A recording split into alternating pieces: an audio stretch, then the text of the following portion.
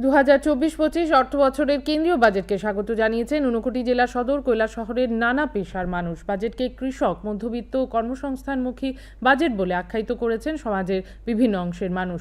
বিকশিত ভারত গঠনে পেশ করা এই বাজেট নতুন দিক ও দিশা দেখাবে। কৈলাসহর পুর এলাকার শিক্ষাব্রতী অরিন্দম সরকার, গৃহবধূ সুতপা রায়, অবসরপ্রাপ্ত সরকারি কর্মচারী বিষ্ণুদেব বর্মা বাজেটকে কল্যাণমুখী বলেছেন।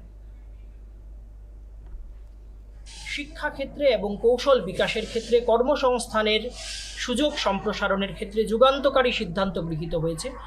এই বাজেটে 1.48 লাখ ক্রোড় টাকার সংস্থান রাখা হয়েছে শিক্ষাক্ষেত্রে পরিকাঠামো উন্নয়নে এবং কৌশল বিকাশের ক্ষেত্রে।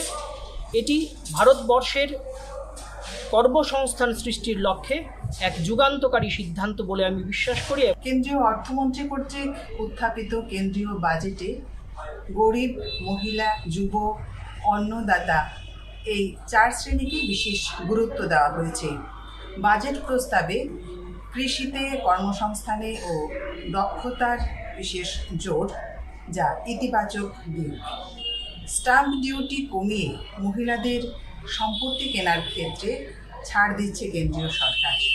কেন্দ্রীয় অর্থমন্ত্রী আজ সংসদে যে বাজেট পেশ করেছেন তা নিঃসন্দেহে গণমুখী বাজেট। এটি আত্মনির্ভরতার লক্ষ্যে প্রণীত বাজেট।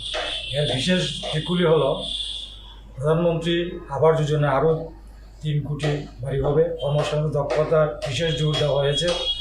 প্রথমবার চাকরিতে যোগদানকারীদের বিশেষ সুবিধা রাখা হয়েছে। উচ্চশিক্ষার যুবকদের জন্য ঋণের সুবিধা আছে। এই সমস্তগুলি এবারকার বাজেটের বিশেষ দিক বলে আমি মনে করি।